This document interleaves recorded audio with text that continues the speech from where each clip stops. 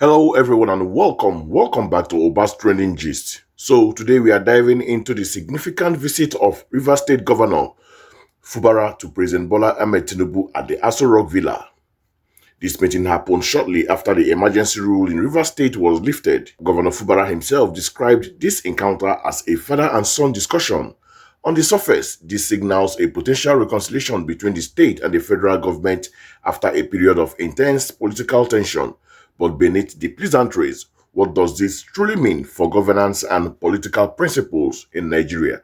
Let's find out as we take a watch. Viewers, let's begin what's trending by taking reactions to Rivers State Governor Sim Fubara's visit to President Bola Ahmed Tinubu at the Aso Rock Villa on Monday, which he described as a father and son discussion following his return to office after lifting of the emergency rule in his state. Fubara met with President on Monday evening, and both leaders were photographed exchanging pleasantries. Speaking with State House correspondents after the closed-door meeting, Fubara explained that it was proper protocol for him to see the president and formally notify him of his return to office. You are aware that the suspension was lifted on the 17th, midnight 17th, and I came in on the 19th. Ideally, it's proper for me to see Mr. President to tell him that I'm back and I've also resumed my responsibility as the governor of Rivers State. It's not much, it's father-son discussion, telling him thank you and the areas where, if at all, there should be any issue, for him to guide me properly so we don't be in any situation that will bring crisis again. That's all. I don't know what you mean by is it a paper peace or a real peace. So long as I'm concerned, we have made peace. My Fubara and his principal are working together. The return of the prodigal son. That's what it appeared to be. I mean, it says father and son meeting. And son. Peace has returned to Rivers State. Well, this meeting signals an apparent reconciliation between Fubara and the federal government, and his decision not to challenge the constitutionality of the emergency rule appears to have, smoothed relations with the executive. I'll take reactions. This person wrote on Instagram, a whole governor was illegally removed, treated like a cat. His state handed to a sole administrator, humiliated, and even had an illegal election conducted over his head. Now, the same man is visiting his oppressors and even thanking them. No be juju be that.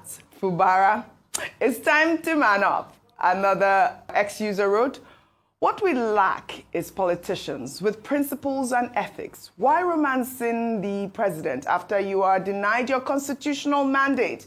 It's better to be a hero today than to be remembered as a coward. Well, David wrote, you did the right thing. Don't mind those who want to benefit from the crisis.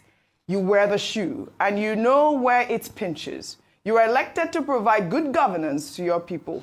Focus on that. I mean, we did see this video trending on social media, but some people were asking some questions because we saw the Imo State governor there.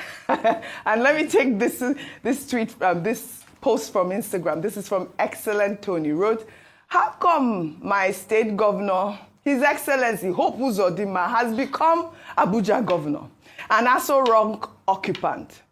Always on ground to bid Tinubu goodbye, and on ground to welcome him back. Now on ground to welcome Tinubu's guests. No wonder he's nicknamed the Supreme Court Governor. Dr. Abati is cracking up. But I want to give Rufai here the floor before I take this reaction. Go ahead. Oji, see, in life, when a man comes of age, there are some things that will lead a man as he goes on in his life. Number one, principle. As a human being, you need to set boundaries to things you'll take, but you'll not take. But when you have a human being that your principles are soiled, you are violated, you are pummeled, you are beaten, you are bullied, and you go back to beg your oppressors, you have failed as a man. So when you have people that creates these conditions in society to pummel people to the extent of the fact that they cannot stand up for themselves, then the man in those people died. So I would like to ask Governor Fubara, how do you feel today? Your fellow governors, 11 governors of PDP states, stood up for you. They took a case to court that the Supreme Court did not hear. People spoke up against the injustice, not because of you anyway, it was because of the seat of the governor that they felt was being desecrated. And today, you go back and meet the same people that oppressed you, the same person you call your father that couldn't side with you when the chaos started. The same person that used the state of emergency to humiliate you for another person. Then you go back to him and you went to report to him and say, Daddy, I'm here for you. So, with what eyes do you want those other 11 governors that stood up for you to look at you? People like the governor of Zamfara and a couple of other states that stood tall for you. So I ask you, where is your thank you to them? Your thank you to them isn't going to kiss the foot of your oppressor. It reminds me of the words of Winston Churchill. When Winston Churchill said, an appeaser is the one that keeps giving the crocodile meat, but hoping that one day the crocodile will eat him last. We have appeasers in this country, not politicians. That was quite a revealing first half. We saw Governor Fubara himself explaining that his visit was proper protocol to formally notify President Tinubu of his return to office after the lifting of the emergency rule.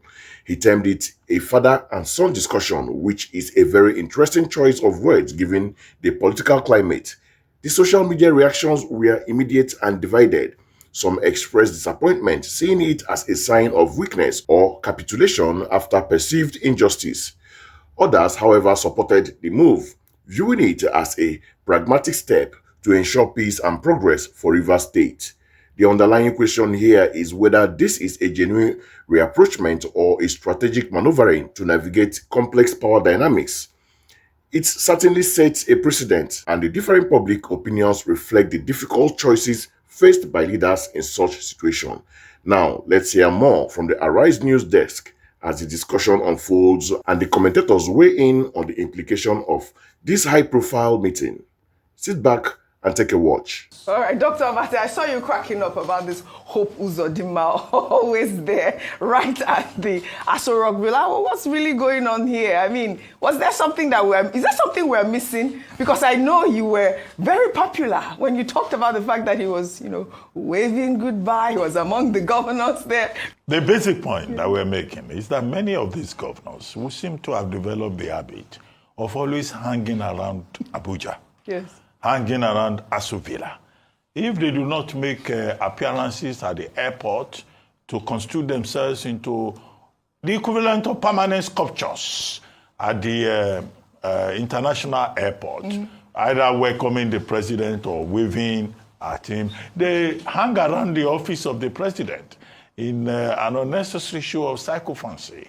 And this is why many of their constituents are saying they want their governors to sit at home and do the work.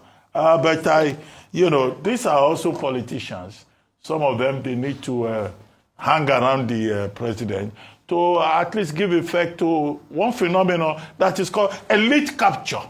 They have to be there. Their state is not good enough for them. They always have to be around the corridors of power. We don't know what Governor Hope Uzodinma is doing in the president's office. Well, we saw him welcoming Fubara.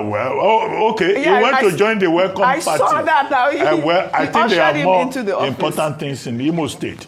If you have information on that, there are more important things than to turn Imo State into a welcoming state in the presidential corridor of power. We would like to see, the various governors, not just Governor Hope Uzodinma, staying at home and doing their work. But in any case, they will say what is our own in the matter. After all, it's the people of Imo State who have to be using analgesics for whatever pain that they are suffering. Oh, they are sending me messages. They're asking, what is they our already- yeah, that was one of the things. What is our governor doing there? Please, we need him in But our state. as for the civil servant, Yes. who is governor in Rivers State, Civil servant. I've already said that, look, this is a civil servant mentality. People have treated you badly. They have other people have supported you, and he used his mouth to go and say what the president did is very good, something that lawyers have said is unconstitutional, illegal. Rivers elders and leaders of thought, they stood up for him. Ijo Youth Congress, they stood up for him. The women went onto the streets, and then he just threw all these people, under the bus to go and genuflect. Now, it's not compulsory that he talks. If he's an obedient civil servant, okay, he's governor now. If he has nothing intelligent to say, he can keep quiet. So what is all that granting interviews and just vomiting from the mouth instead of taking a principal position? I made the point. Yeah. I hope that the terms of the settlement in this particular matter will come to light one day. We don't want to hear that a certain godfather somewhere has to be settled with Rivers State resources on a monthly basis so that there will be peace. That must not be the case. Right. Because this same House of Assembly must always in Rivers State ask for accountability and integrity.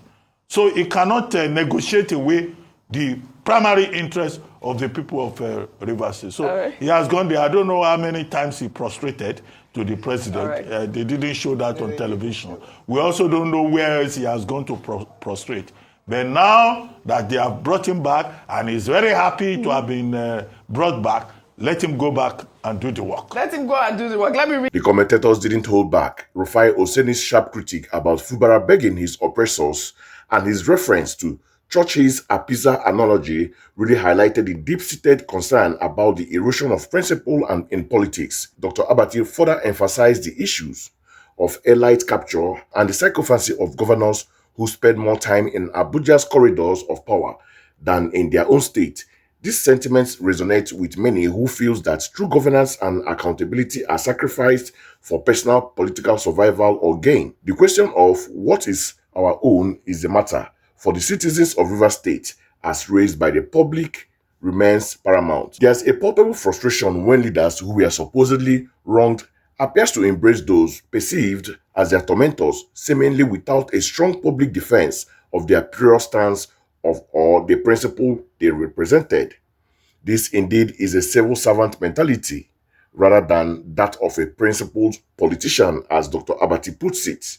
So my take, this entire episode from Governor Fubara's visit to the subsequent discussion truly encapsulates the intricate and often frustrating landscape of Nigerian politics. On one hand, one could argue that Fubara's move to embrace President Tinubu, despite past tension, is a pragmatic approach in a system riddled with power struggle. Perhaps this father and son discussion is a strategic play to de-escalate conflict, ensure stability, and unlock federal support for Rivers State. For a leader, sometimes a tactical retreat or reconciliation is necessary to prevent further chaos and focus on the welfare of the people, especially after an emergency rule has been lifted. The goal, ostensibly, would be to bring peace and development back to the state. However, the counter-arguments powerfully articulated by Rufai Oseni and Dr. Abati cannot be ignored. The imagery of a leader being pummeled and then begging raises critical questions about political integrity and the strength of democratic institutions. It fuels the narrative that principles are fluid, easily sacrificed at the altar of power. When a governor, supposedly elected to represent his people, appears to compromise his stance without transparently addressing the grievances that led to the emergency rule, it sends a concerning message. The fear is that such action might embolden those who manipulate the system, leading to a continuous circle where those in power can act with impunity, knowing that their oppressed will eventually return seeking favor. Ultimately, this situation in Rivers State forces us to reflect on the kind of leadership we truly desire.